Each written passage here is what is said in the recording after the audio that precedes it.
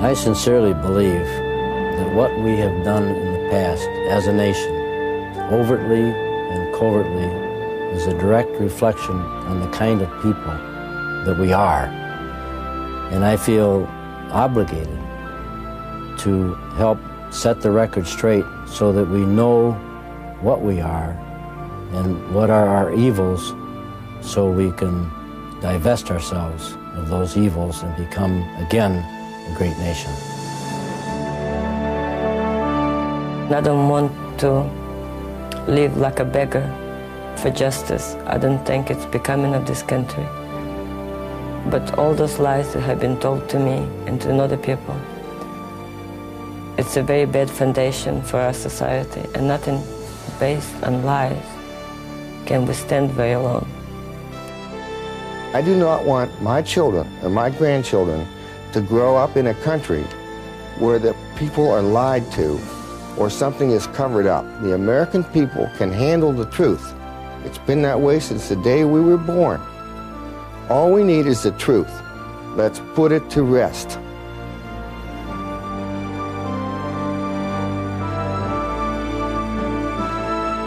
Most Americans believe the truth surrounding the assassination of President John Fitzgerald Kennedy has been covered up.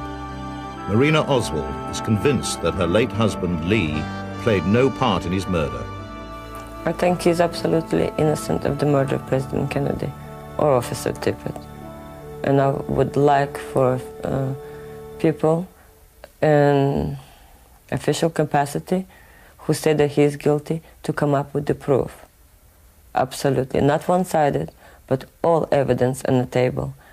And only then to decide if he's guilty or innocent. I know he's innocent. But the danger of the truth not being known will destroy this nation, actually. They maybe don't believe me, but that's the fact.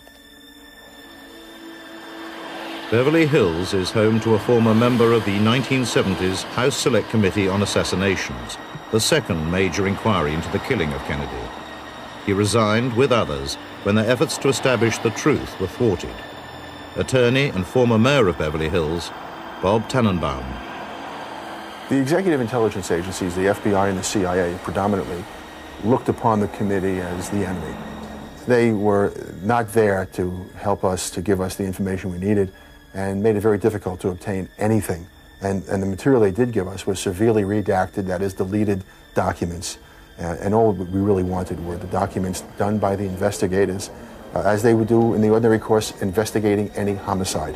Wherever the facts led us, we would go, and we would report on that. And as I said, if those facts told us that Lee Harvey Oswald assassinated the president and he acted alone, we would have said that. If it were that Lee Harvey Oswald acted with others, we would have said it. And if it was that others killed the president and not Lee Harvey Oswald, and those were the facts, we would have said it.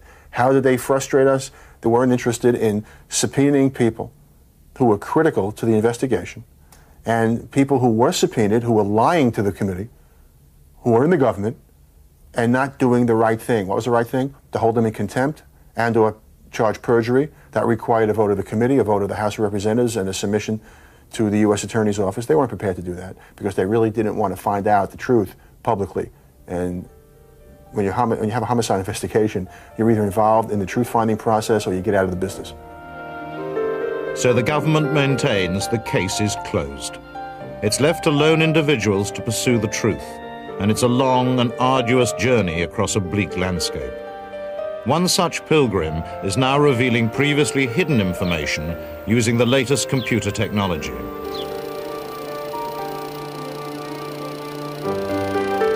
Tom Wilson spent 30 years with US Steel, developing his image processing techniques for revealing imperfections in product surfaces. His expert evidence in murder cases involving gunshot wounds has been accepted in federal court. In 1988, he began to apply that expertise to images from the Kennedy assassination.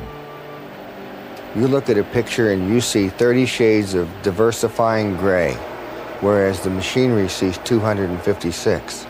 As you peel away the layers of the photograph, as you were peeling an onion, each of the layers provides to the human being some information that lie within these various layers. And each layer or combination of layers will result in something that is embedded in there that has not been able to be brought out by the human eye. I don't think anyone has ever utilized the equipment to look at the Kennedy images, because if they have, with the expertise that I know our government has had over the past many years, then I know they will come to the same absolute conclusion that I have. And it's just been an unbelievable burden ever since, because I know that President Kennedy was assassinated by somebody from the front and that there was a conspiracy. And the problem hasn't been the burden of knowing the truth that our president was assassinated in a conspiracy. The problem has been that in my efforts to bring hard, scientific, technical information to the public has been thwarted by everywhere I have turned. I've tried the media, I've tried the government, I've tried everything I know, and no one wants to look at the evidence. Using image processing techniques undreamt of when Zapruder filmed the assassination, Tom has uncovered dramatic information hidden within this horrific footage. As we go further into the brain, we are able to observe all of the damage that has occurred in this rear exit wound from the very top of the skull down into where the missile exited through the head. As you can see, this is the scalp area, the damage to the skull, the area of the skull that's been blown away by the incoming frontal missile. And now we can actually go down and see the brain, and the exiting bullet has gone through the brain, and you can see the path of the bullet here. Lee Harvey Oswald did not and could not have fired the fatal shot that killed our president.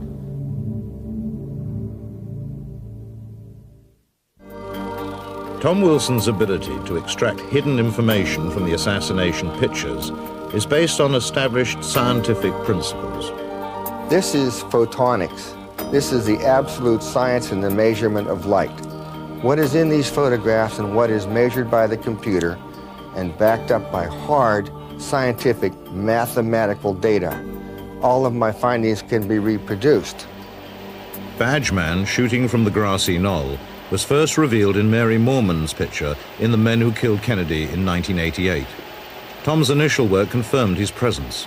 This encouraged him to apply his technology to photographic records of the assassination. The Zapruder film allowed me to be able to go in and look at the head wound initially.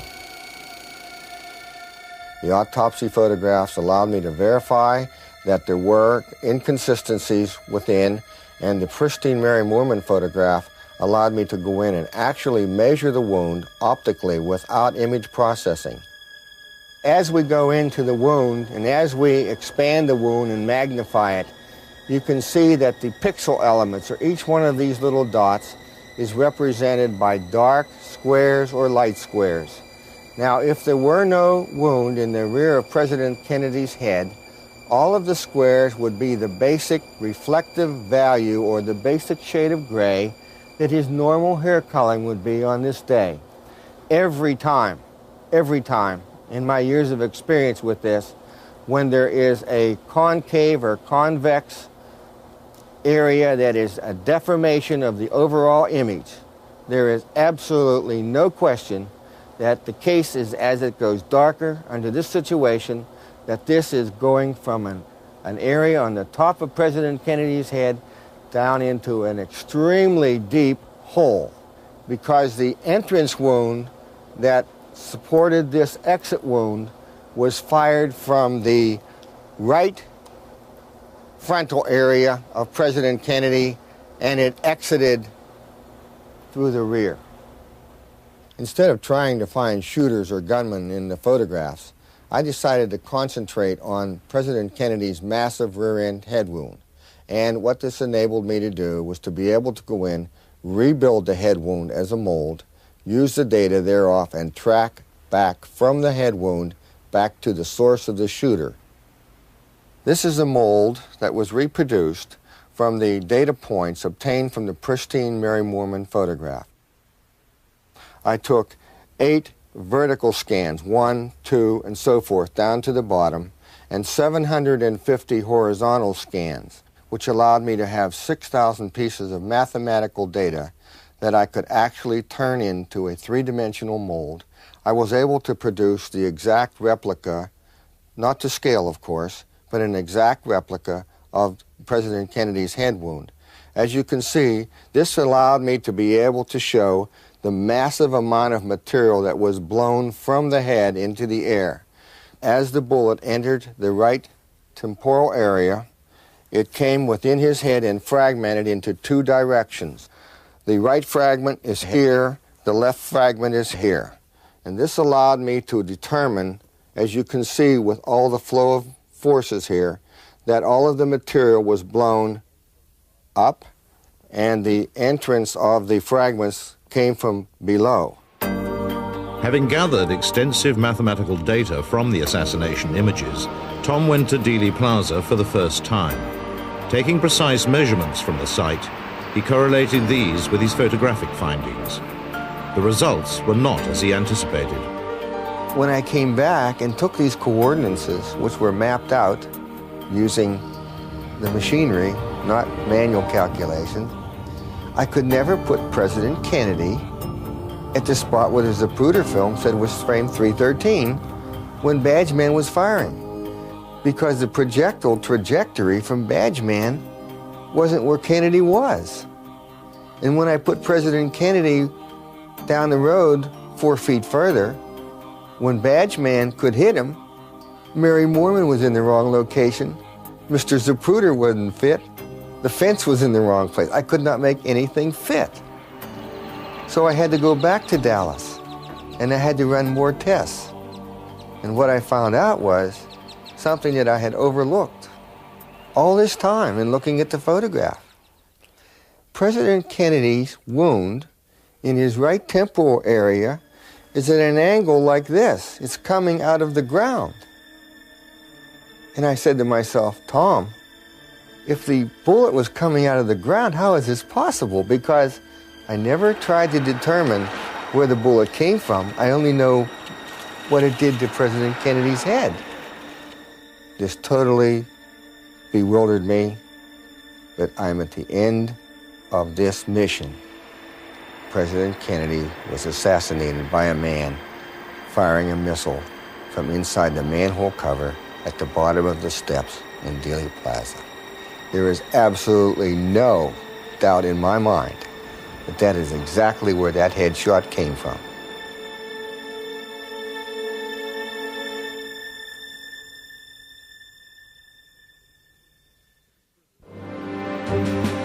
Jack Brazil, a seasoned researcher of the assassination, believes that a gunman firing at Kennedy from the storm sewer is no wild theory.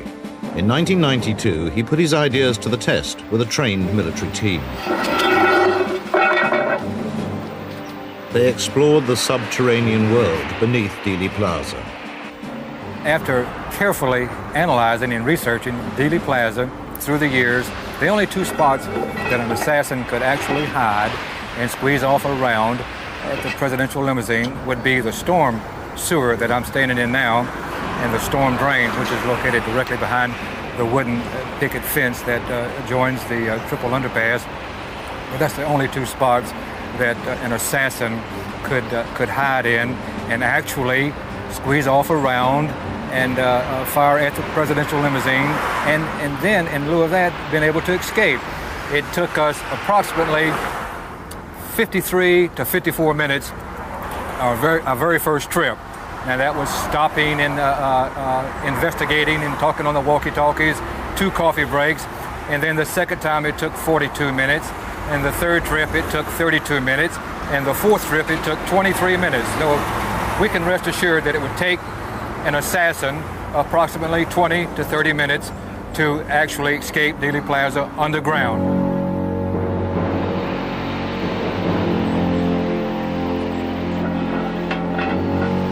This ties in to the storm sewer in the center of Main Street, and it's easily accessible for a would-be assassin, and he could very easily have shot the president and used this route for an escape, which leads directly to the Trinity River.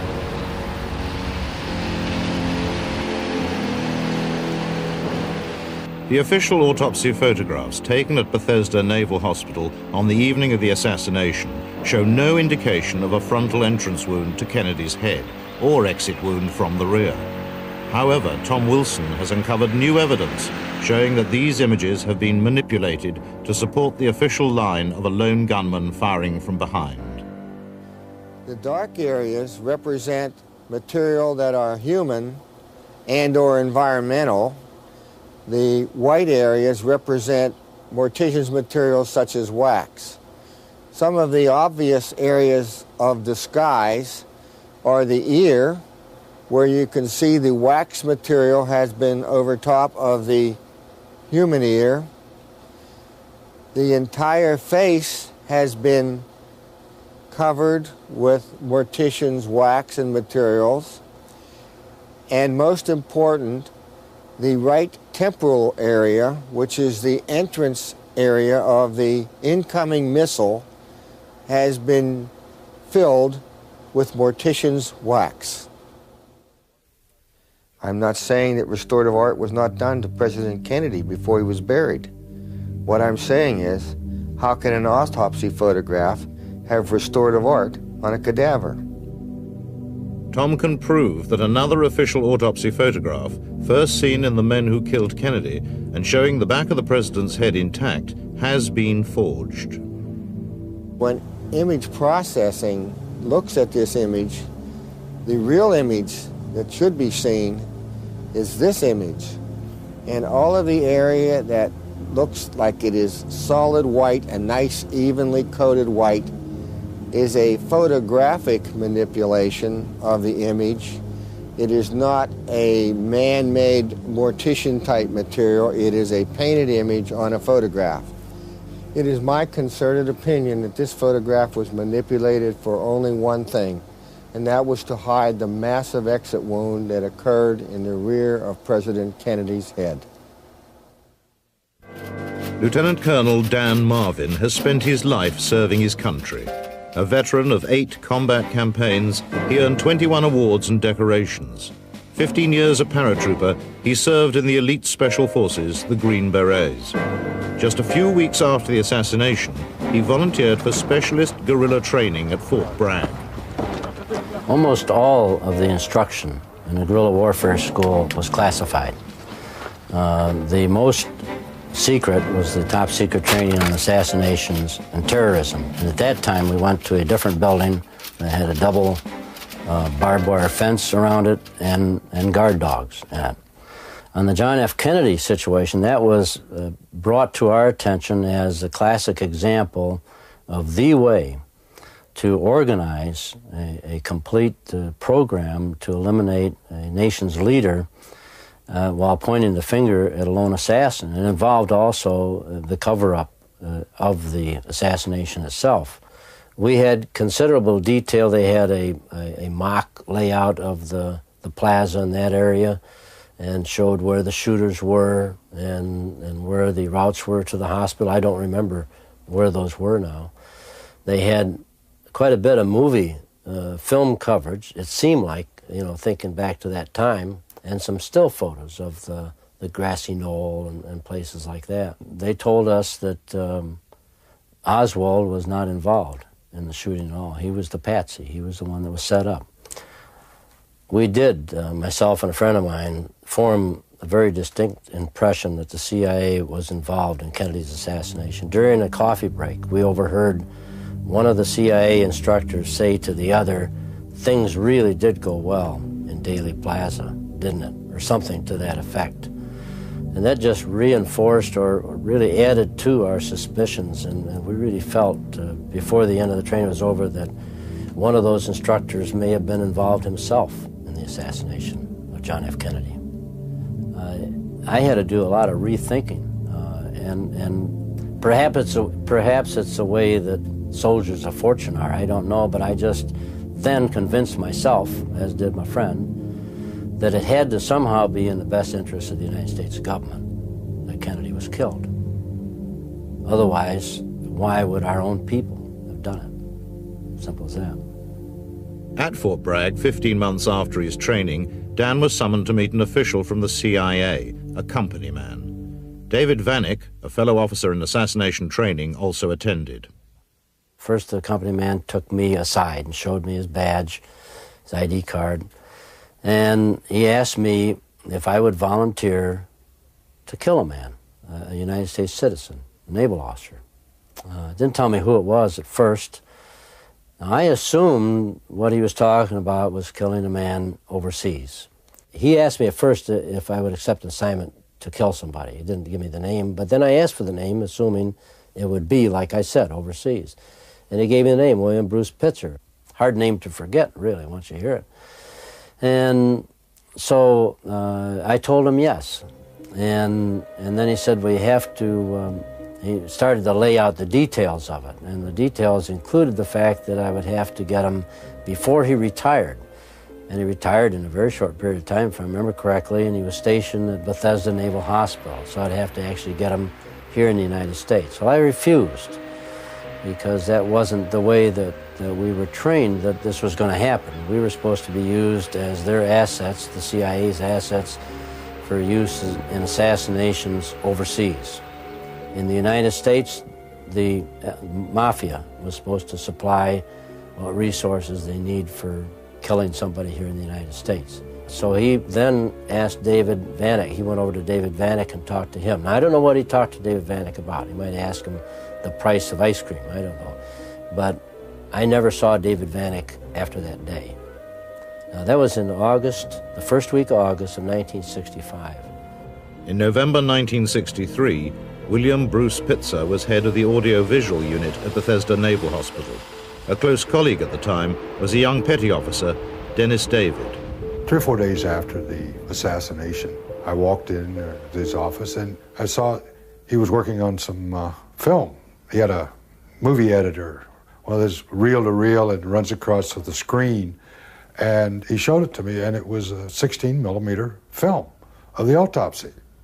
There were also some slides. He had some slides that he had that showed tissue slides, and also showed some slides of President Kennedy that were taken while he was on the table at the morgue. And we looked at him, kind of horrified, I guess you would say, at the seriousness of the wound. But I remember one of the things that I remembered was that we saw they had a picture of Kennedy laying on the table, and it was a front profile, if you will, or front view. And the only thing we saw was a little hole about here in the temple, and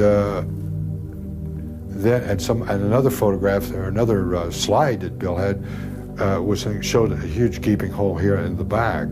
And so Bill and I logically assumed that the wound was a frontal entry wound, as opposed to what the Warren Commission later said being a shot from behind.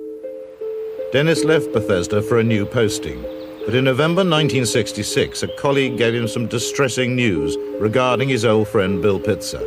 He'd been found dead in a pool of blood in his studio at Bethesda. The official verdict was suicide. Lying face down on the floor, a .38 revolver by his side, he had a bullet wound in the right temple.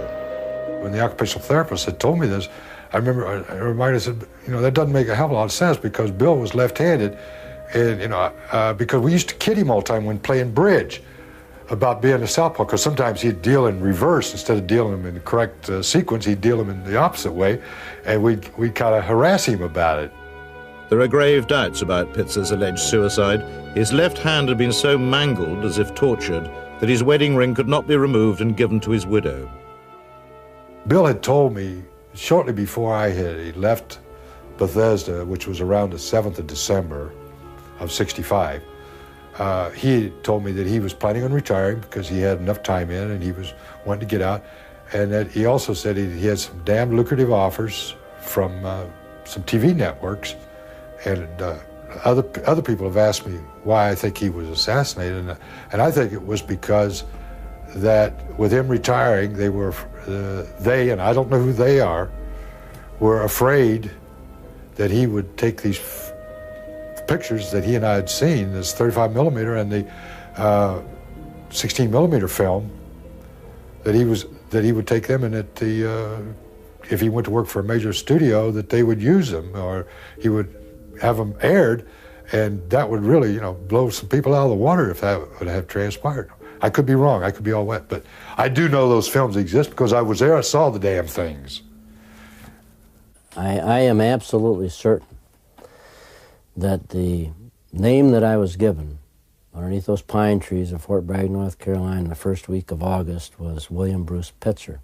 I put it completely out of my mind from 1965 until 1993. And I was watching a special in November '93 about the assassination of Kennedy. I think it was a special by Jack Anderson. And at the end of that special, on the television, they rolled a list of 42 names of people who had met a violent death that were somehow associated with the assassination or the cover-up or the autopsy or something. And I was sitting there in my living room watching that, and the name William Bruce Pitzer came over the screen.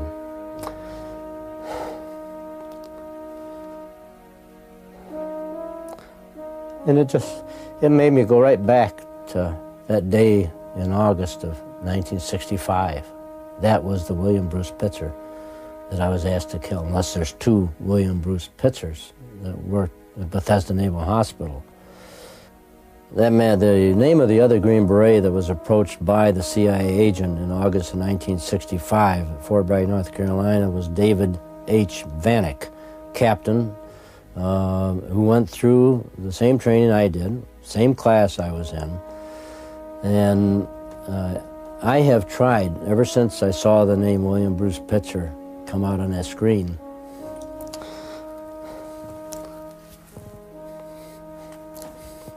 I've tried to find him. And I've been totally unsuccessful. I sent letters to the special office and the Retired Services Directorate, where they'll take a letter that you send them with a man's name and serial number, and they'll forward it to him. Or if he's deceased, they'll send it back to you. I got no response from them, so I finally sent another follow-up letter and demanded a response, or I threatened to go to Senator D'Amato to help me on the response. And then I did get a response, but the response was that David H. Vanek never existed in the United States Army. But Dan still has published Army orders proving that Captain David H. Vanek was with him at the Special Warfare Center. Recognizing just what kind of a person I was, and which I am hopefully no longer, it is not an easy thing to do. It would be easier for me to just melt into the woodwork and let my family, especially my grandchildren, think of me as kind of the friendly old giant that helps them do things and plays with them, rather than what I've done in the past. And I know that when this, if it is made public, the information that I've given will adversely affect my relations with my family. And I just hope and pray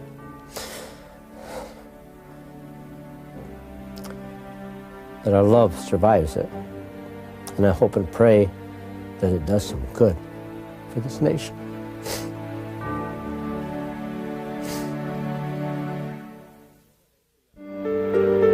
Former FBI agent and professional investigator Bill Turner has been researching the JFK assassination since the weekend it happened. His exhaustive probing has given him exceptional insight into the events and reasons surrounding Kennedy's death.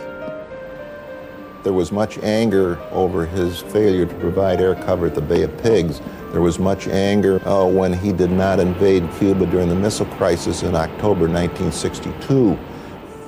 After the Bay of Pigs, John Kennedy reamed out the CIA for conducting too high a profile, meaning an invasion. and he said he wanted to continue the campaign against Castro, but he wanted it so it was low profile and invisible. And so the Kennedy brothers did develop a secret agenda, and Bobby was a protagonist in which there would be a series of sabotage raids, there would be continued assassination attempts against Castro, and there would be teams ready to go into Cuba if the time was right for a second invasion. So all of this was low profile but high intensity, and was going on right after the Bay of Pigs, right up until John Kennedy's death. Building on the foundations laid by Bill Turner, using classified documents newly released under the Kennedy Assassination Records Act, the investigation into the Kennedy brothers' secret agenda against Fidel Castro has been greatly extended. Project Freedom is the name given to that agenda by two Atlantan writers and researchers. Over the last 7 years, Lamar Waldron has built up a formidable database on this secret agenda and its relationship to Kennedy's murder. Together with colleague Tom Hartman, they have gained unique access to individuals closest to these events and have unraveled some of the darkest secrets lying at the heart of the assassination. The Kennedys were determined to see some sort of action taken on Cuba, one way or the other, before the end of 1963, primarily because they wanted to avoid Cuba becoming a political football during the 1964 campaigns, and those would, of course, be kicking off at the first of the year 1964. The reason that this came about was the efforts against Castro, of course, started in 1959 under Richard Nixon. Nixon wildly escalated them in 1960 in an attempt to have Castro assassinated prior to the election so that he could defeat Kennedy in the election. He was unsuccessful in that. Kennedy inherited many of these programs, which ultimately led to the Bay of Pigs and the debacle there. There was Project Mongoose, which Bobby, to a large extent, supported, a CIA program. It didn't work. None of these programs worked, and so Bobby, in utter frustration and I think progressively becoming less trustful of the people who had been running these programs up to this point, said, I'm going to create my own program. We are going to run this out of my office, and it's going to be highly secure and highly compartmentalized, as it is to this day. Project Freedom, again, was Bobby Kennedy's project that he ran only with his most trusted advisors. So you had Bobby at the top, based in Washington, and also based much of the time in Washington, you had his Cuban confidant. That was Bobby's main liaison with the other small handful of exile leaders that he trusted to work on Project Freedom with him. Those leaders would sometimes contact Bobby directly, but most of the time they would go through his Cuban confidant. So a second invasion of Cuba was being planned, using a force of Cuban exiles. Robert Kennedy's Cuban confidant was the man in charge.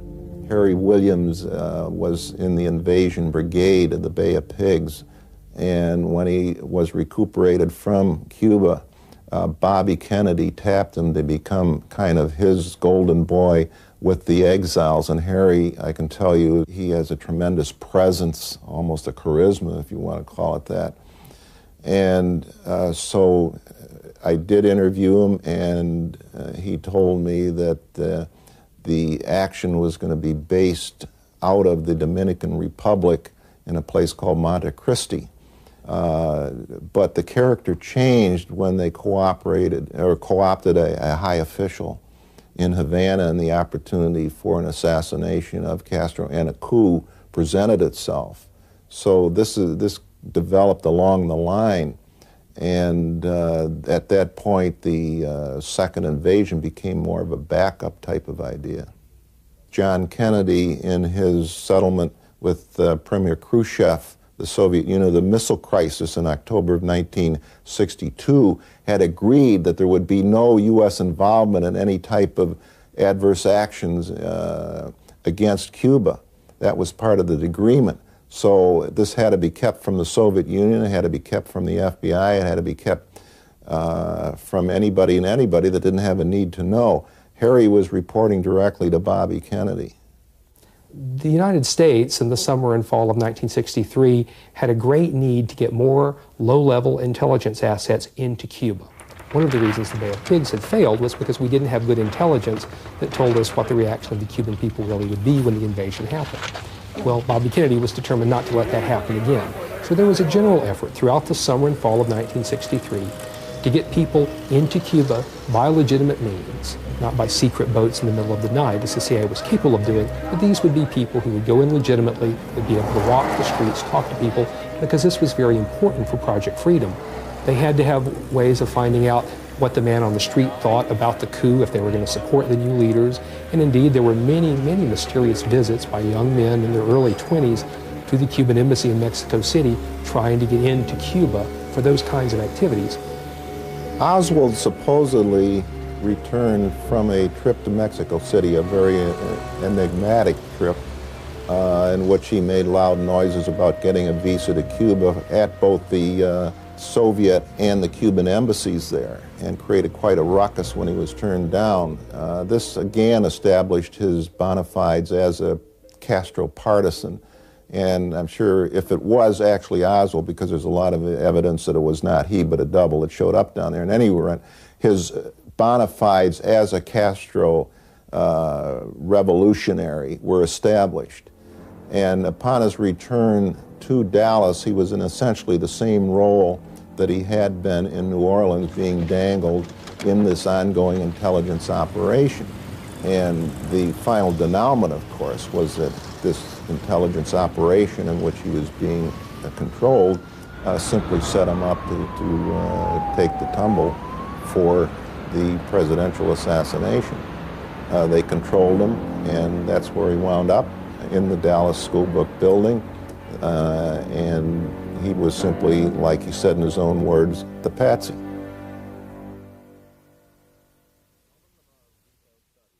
Tom and Lamar's detailed study of recently declassified documents has revealed a secret plan, part of Project Freedom, that was hijacked by Kennedy's killers, enabling them to escape detection. Beginning in September of 1963, several agencies of the U.S. government, at Bobby Kennedy's direction, began making contingency plans regarding Project Freedom. They were worried about what would happen if Castro found out about the plan and retaliated in some way. And so Bobby was faced with a serious problem here. He had a plan that had a very good chance of actually unseating Castro. What if Castro found out about it? And what if Castro found out about it before it happened and launched a preemptive attack of some sort against the United States? Not a military attack, but some sort of a hit-and-run thing. What if he were, for example, to assassinate the U.S. ambassador to Panama or to Guatemala or something like this? And so Bobby had his advisors put together a series of contingency plans around this Cuban operation, these Cuban contingency plans by the State Department, the FBI, the CIA, the Defense Department, people involved in them like Alexander Haig and Joseph Califano, who put together this program that this is how we're going to respond if Castro does something against us, if he kills one of our people. And we want to very carefully control the release of information about the evidence. We want to control the evidence in a way that we can prevent inflammatory information from getting out that would cause the press to go nuts, that would cause the Republicans to use this as a political tool, that would cause Americans to demand an immediate invasion of Cuba that could lead to World War III. They had to have control of the information. There were very low-level operatives and informants working for the CIA whose primary allegiance was to the mafia. And these people had been working with the mafia for much longer than they had been working with the CIA, and the mafia paid them many, many times what the CIA did. Those people not only told the mafia bosses like Trafficante and Marcello about Project Freedom, but they worked with the mafia in ways to use those plans to kill President Kennedy and use the secrecy surrounding Project Freedom to cover up the mafia's role in it. Dangling Oswald, the forces involved, I'm firmly convinced, were the same ones that were involved in the ongoing attempts to assassinate Fidel Castro. And I'm talking about the combination or the alliance between the CIA and the mafia to snuff Castro. And I think that what happened at Dallas was simply that having the personnel and teams assembled for assassination, having the wherewithal to do it, having the intelligence connections to cover it up, that they simply turned their guns on Kennedy, and that's where it all came from, out of that whole collaboration between the mob and the CIA and some of the Cuban exiles. And I probably should add rogue elements of the CIA, because I know that the director himself who was a Kennedy appointee, certainly was not involved.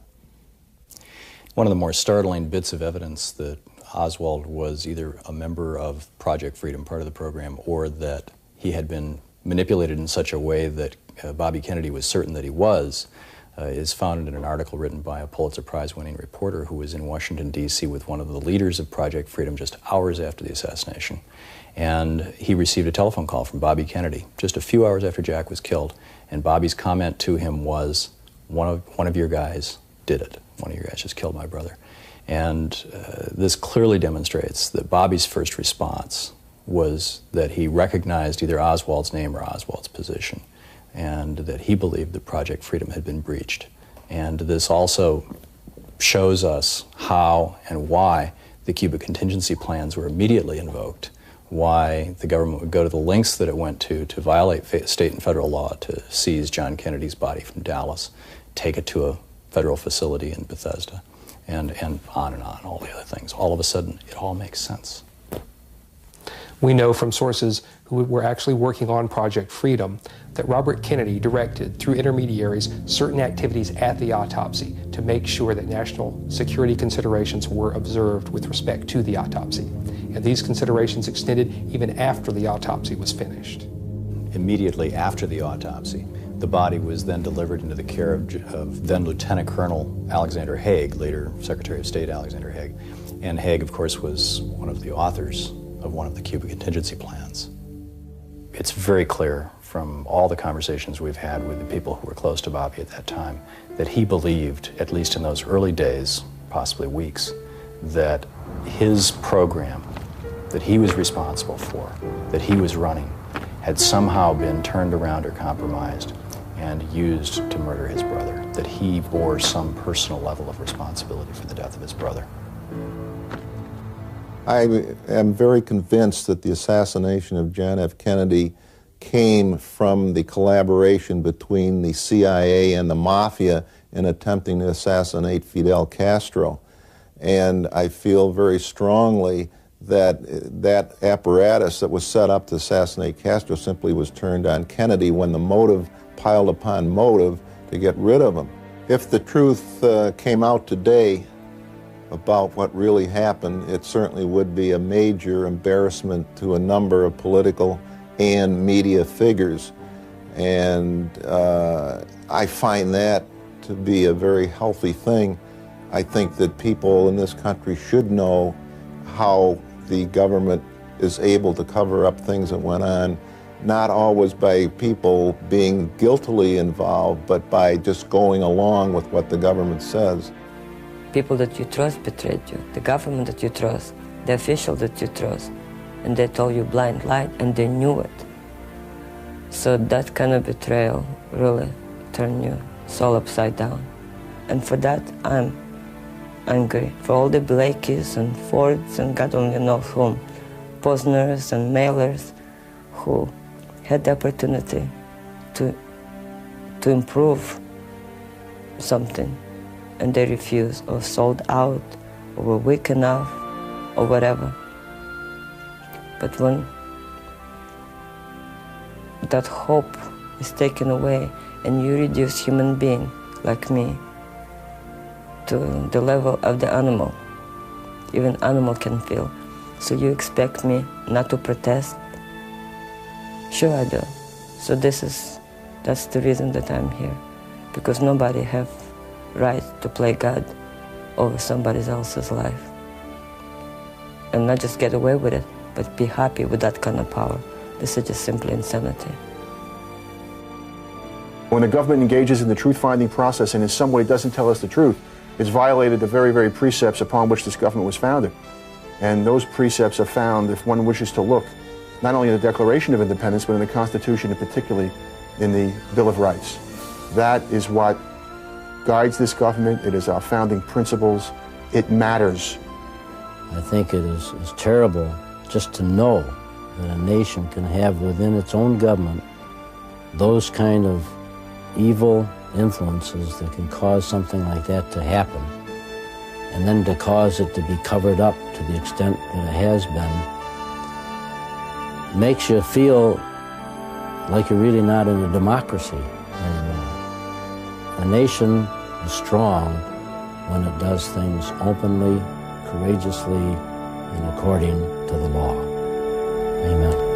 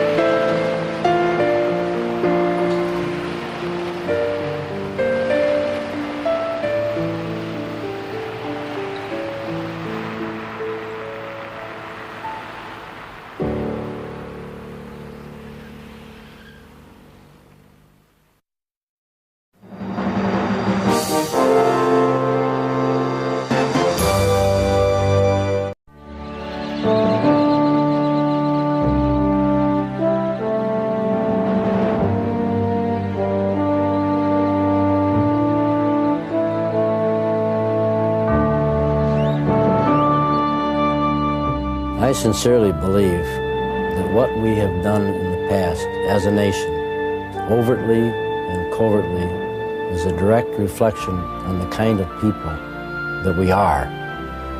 And I feel obligated to help set the record straight so that we know what we are and what are our evils, so we can divest ourselves of those evils and become again a great nation.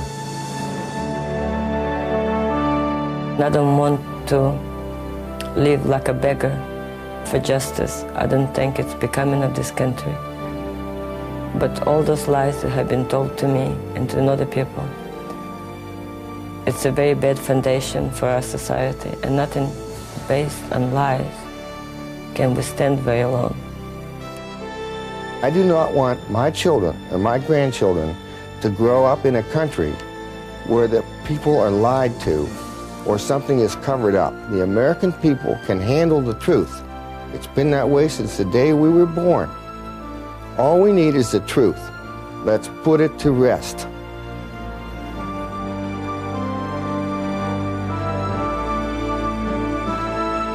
Most Americans believe the truth surrounding the assassination of President John Fitzgerald Kennedy has been covered up. Marina Oswald is convinced that her late husband, Lee, played no part in his murder. I think he's absolutely innocent of the murder of President Kennedy or Officer Tippit. And I would like for people in official capacity who say that he is guilty to come up with the proof. Absolutely. Not one-sided, but all evidence on the table. And only then to decide if he's guilty or innocent. I know he's innocent. But the danger of the truth not being known will destroy this nation, actually. They maybe don't believe me, but that's the fact. Beverly Hills is home to a former member of the 1970s House Select Committee on Assassinations, the second major inquiry into the killing of Kennedy. He resigned with others when their efforts to establish the truth were thwarted. Attorney and former mayor of Beverly Hills, Bob Tannenbaum. The executive intelligence agencies, the FBI and the CIA, predominantly looked upon the committee as the enemy. They were not there to help us, to give us the information we needed, and made it very difficult to obtain anything. And the material they did give us was severely redacted, that is, deleted documents. And all we really wanted were the documents done by the investigators, as they would do in the ordinary course, investigating any homicide. Wherever the facts led us, we would go, and we would report on that. And as I said, if those facts told us that Lee Harvey Oswald assassinated the president and he acted alone, we would have said that. If it were that Lee Harvey Oswald acted with others, we would have said it. And if it was that others killed the president and not Lee Harvey Oswald, and those were the facts, we would have said it. How did they frustrate us? They weren't interested in subpoenaing people who were critical to the investigation, and people who were subpoenaed, who were lying to the committee, who were in the government, and not doing the right thing. What was the right thing? To hold them in contempt and or charge perjury. That required a vote of the committee, a vote of the House of Representatives, and a submission to the U.S. Attorney's Office. They weren't prepared to do that because they really didn't want to find out the truth publicly. And When you have a homicide investigation, you're either involved in the truth-finding process or you get out of the business. So the government maintains the case is closed. It's left to lone individuals to pursue the truth, and it's a long and arduous journey across a bleak landscape. One such pilgrim is now revealing previously hidden information using the latest computer technology.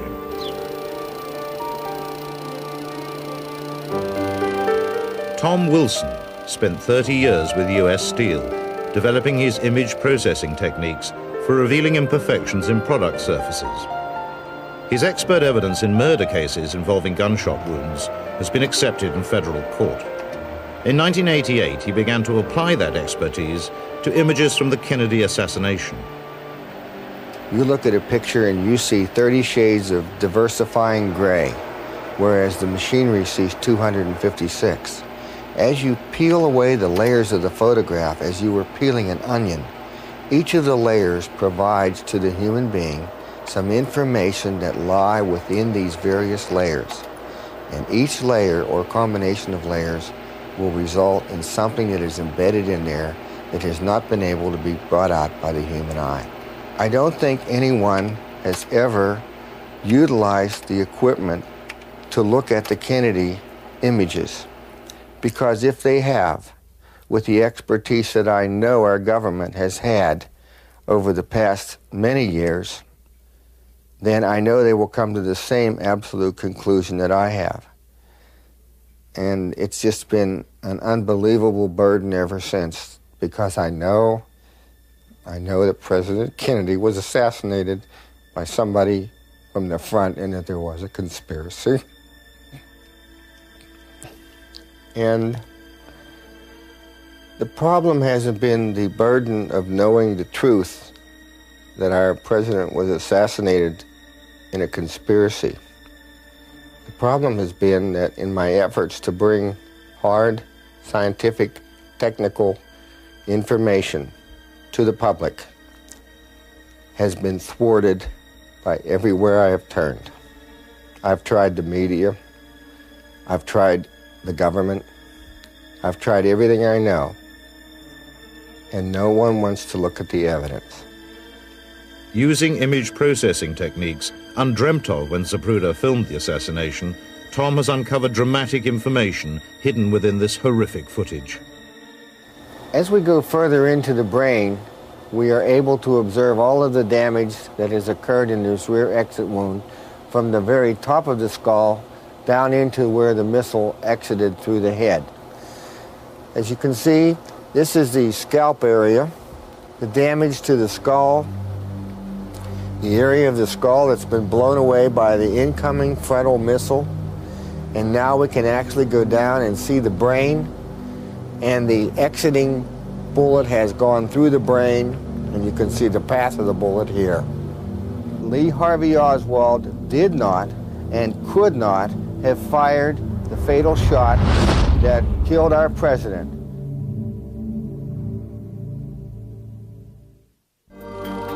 Tom Wilson's ability to extract hidden information from the assassination pictures is based on established scientific principles. This is photonics. This is the absolute science and the measurement of light. What is in these photographs and what is measured by the computer and backed up by hard scientific mathematical data. All of my findings can be reproduced. Badgeman shooting from the grassy knoll was first revealed in Mary Moorman's picture in The Men Who Killed Kennedy in 1988. Tom's initial work confirmed his presence. This encouraged him to apply his technology to photographic records of the assassination. The Zapruder film allowed me to be able to go in and look at the head wound initially. The autopsy photographs allowed me to verify that there were inconsistencies within, and the pristine Mary Moorman photograph allowed me to go in and actually measure the wound optically without image processing. As we go into the wound and as we expand the wound,